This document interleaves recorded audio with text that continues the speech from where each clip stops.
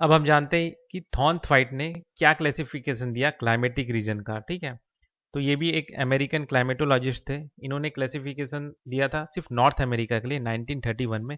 उसका 1933 में इन्होंने होल वर्ल्ड के लिए दिया। फिर बाद में उसको अपडेट करके 1948 में फिर से इन्होंने क्लासिफिकेशन दिया।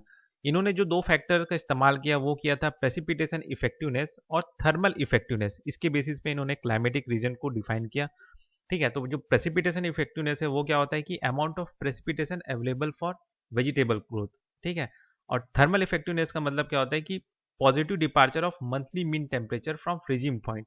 ठीक है, मतलब कि जो टेम्परेचर जो है बाहर जा रहा है, ठंडा हो रहा है। ठीक है, तो वो उसका जो मीन टेम्परेचर है वो निकाला था, प्लस कितना अमाउंट ऑफ प्रेसिपिटेशन है।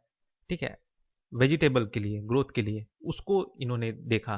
ठीक है, तो इसी को हम प्रेसिपिटेशन इफेक्टिवनेस और थर्मल इफेक्टिवनेस कहते हैं। अब हम अच्छा, इन्होंने जो क्लासीफाई किया तो सबसे पहले इन्होंने, अच्छा ये जो थ्योरी है ये 1933 में जो लिखा था वाला थ्योरी है। तो पहला इन्होंने क्लासीफाई किया क्लाइमेट को बेस्ड ऑन प्रेसिपिटेशन। ठीक है, तो उन्होंने अलग अलग नाम दे दिया, अल्फ़ाबेट दे दिया, जैसे A B C D E करके। तो ए को इन्होंने दिया वेट क्लाइमेट, ह्यूमिड क्लाइमेट, इस तरीके से इन्होंने नाम दे दिया। फिर इन्होंने क्या किया कि ये कौन कौन सा रीजन है, जैसे rain forest, forest, grassland, steppe, desert, ये सब पाया जाता है। फिर उन्होंने क्या किया कि इसका जो क्या बोलते हैं, इसका प्रेसिपिटेशन इफिशिएंसी है उसको यहाँ पे लिख दिया। तो यहाँ पे जैसे प्रेसिपिटेशन इफिशिएंसी का मतलब क्या होता है कि ये होता है कि sum of precipitancy sum of precipitation efficiency ratio for 12 month. ठीक है, उसी चीज को हम लोग प्रेसिपिटेशन इफेक्टिवनेस कहते हैं। ठीक है, मतलब या फिर इसको पीई इंडेक्स भी कहते हैं। तो ये हो गया आपका पीई इंडेक्स। ठीक, तो पहला तो इन्होंने इस तरह से अल्फाबेट किया, उसके बाद इसको और प्रेसिपिटेशन के बेसिस पे इसको और सब डिवाइड किया। फिर इन्होंने क्या किया, ठीक है, और इसको इसको भी अलग अलग लेटर से डिनोट कर दिया कि भाई एस जो है आपका क्या होगा कि स्प्रेस प्रेसिपिटेशन समर में होता है। आर का मतलब होगा कि ऑल सीजन यहाँ पे पानी गिर रहा है। ठीक, फिर इन्होंने क्या किया कि टेम्परेचर इफेक्टिवनेस के बेसिस पे आप इन्होंने नाम दे दिया A dash, B dash, C dash. तो डी डैश क्या है, टाइगा है। ठीक है, वहाँ पे टेम्परेचर इफेक्टिवनेस इंडेक्स दे दिया। यहाँ पे जैसे यहाँ पे पीई दिया था वैसे यहाँ पे टीई इंडेक्स दे दिया। ये भी वही है, क्या बोलते हैं, sum of thermal efficiency ratio for 12 month. ठीक है, थर्मल इफिशिएंसी बताया ना आपको, यहाँ पे positive departure of monthly mean temperature from freezing point. ठीक है, जो कि एक तरह से इंपॉर्टेंट है वेजिटेबल ग्रोथ के लिए, है ना। तो इस तरीके से इन्होंने भी कई सारे अल्फ़ाबेट दे दिए और इन सभी को मिक्स करने के बाद में लगभग इन्होंने 120 इन्होंने क्या बोलते हैं कॉम्बिनेशन निकाला। लेकिन जब इन्होंने देखा कि एक्चुअल जो वर्ल्ड है, वर्ल्ड में जो क्लाइमेट है वहाँ पे ये 120 मिल ही नहीं रहे। लगभग वहाँ पे सिर्फ और सिर्फ 32 क्लाइमेट टाइप ही मिले। तो ये मेन इसमें प्रॉब्लम आया। और ये जो 32 क्लाइमेट मिले भी तो ये भी ठीक से ना एक तरह से वर्ल्ड मैप में ठीक से इसको डिमार्केट नहीं किया गया। ठीक है, मतलब ठीक से इसको बताया नहीं गया, इसको बाउंड्री नहीं कर पाए कि हाँ इस रीजन में ये वाला क्लाइमेट मिलता है। ठीक है, ये चीज़ हुआ, ये इसका डीमेरिट है, उसको मैं आगे आपको बताऊंगा। तो ये देखो मिक्स होने के बाद में ये टोटल ये 32 क्लाइमेट मिले। तो इस तरह से मिक्स करेंगे इसको अगर आप याद रख सकते हो तो आप याद रख लीजिए। ठीक है, बाकी जो कैरेक्टरिस्टिक है वो तो यहाँ पे दिया ही हुआ है कि रेन फॉरेस्ट है, ऑल सीजन प्रेसिपिटेशन हो रहा है। ठीक है, ये ट्रॉपिकल रीजन है, कौन सा रीजन है। ठीक, अच्छा, फिर 1948 में उन्होंने और क्लासीफाई किया और उन्होंने कॉन्सेप्ट निकाला पोटेंशियल एवोपो ट्रांसपिरेशन। ये पोटेंशियल एवोपो ट्रांसपिरेशन जो होता है ये होता है कि जो amount of transfer of moisture और heat to the atmosphere from soil and vegetation, मतलब जो जमीन और जो वेजिटेशन है, घास फूस पेड़ पौधा, उससे जो मॉइस्चर निकल के आसमान की ओर जा रहा है। ठीक है, उसे हम कहते हैं पोटेंशियल एवोपो ट्रांसपिरेशन।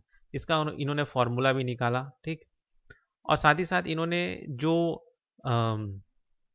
क्लासिफिकेशन किया क्लाइमेट को, ठीक है, तो उन्होंने 4 जो इंडिसेस हैं उस बेसिस पे इसको क्या बोलते हैं क्लासीफाई किया, बाउंड्रीज को डिफाइन किया, डिटरमाइन किया। तो उन्होंने क्या 4 इंडिसेस को यूज़ किया। पहला है आपका मॉइस्चर इंडिसेस। मॉइस्चर इंडिसेस मतलब कि मॉइस्चर डेफिसिट या मॉइस्चर सरप्लस, उसके बेसिस पे।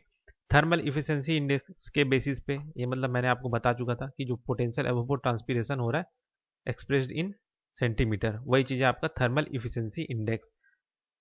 तीसरा है आपका एरिडिटी ह्यूमिडिटी इंडिसेस, मतलब मॉइस्चर एडिक्वेसी कितना है वहाँ पे, मॉइस्चर ज़्यादा है कम है, वो चीज़ दिखा है यहाँ पे, ठीक। और चौथा है आपका कंसेंट्रेशन ऑफ थर्मल इफिशिएंसी, मतलब percentage of mass annual potential evapotranspiration, ठीक है, वो चीज़ को दिखाया। तो ये जो 4 इंडिसेस है, इसके बेसिस पे इन्होंने बाउंड्री डिसाइड किया कि भाई कहाँ कहाँ पे कौन कौन सा क्लाइमेट मिलेगा करके, ठीक। तो ये हो गया आपका कोपेंस का इसका थॉर्नथवाइट का क्लासिफिकेशन।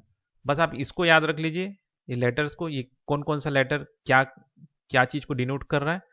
फिर उसके बाद आप ये 32 जो ये कॉम्बिनेशन है इसको याद रख लीजिए, फिर बाकी ये जो कैरेक्टरिस्टिक है ये मिक्स करके आप आराम से लिख सकते हैं, ठीक है।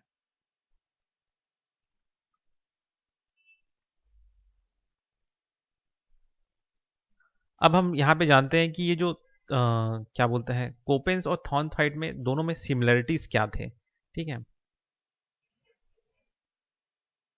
अच्छा पहले ये देख लेते हैं कि थॉर्नथवाइट जो है उसके जो उसका मेरिट्स क्या था, इसका फायदा क्या हुआ। तो पहला चीज ये कि ये बहुत सारे जो जूलॉजिस्ट है, बॉटनिस्ट है, जोग्राफर्स थे, उन्होंने इस चीज को एक्सेप्ट किया, उनके बीच में ज़्यादा पॉपुलर हुआ, ठीक है।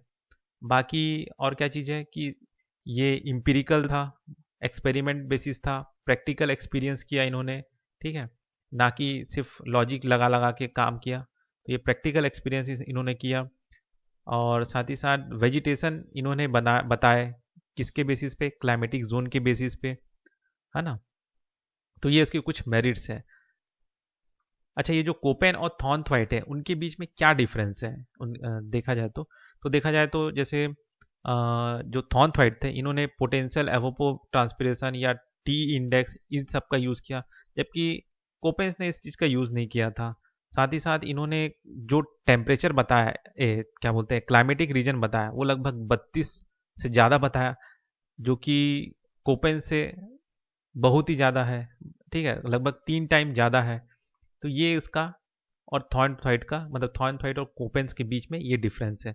तो ये जो डिफरेंस मैं बता रहा हूँ ये नोट्स में आपको दिया है, इसको आप देख लीजिएगा, ठीक है। मेरिट्स और डीमेरिट्स तो मैंने आपको बता दिया। डीमेरिट्स वही है कि lack of data, lots of calculation, और क्या बोलते हैं वर्ल्ड मैप में इसका कोई प्रिपेयर नहीं कर पाए इस तरह। 32 क्लाइमेट रीजन तो इन्होंने बता दिया, लेकिन वर्ल्ड मैप में इन्होंने उस चीज़ को डिमार्केट नहीं कर पाया कि हाँ इस रीजन में ये बाउंड्री पाया जाता है या फिर ये क्लाइमेट पाया जाता है, ऐसा कोई इन्होंने बाउंड्री डिसाइड ही नहीं किया। तो ये इसका डीमेरिट्स है। तो ये हो गया आपका थॉर्नथवाइट क्लाइमेट क्लासिफिकेशन।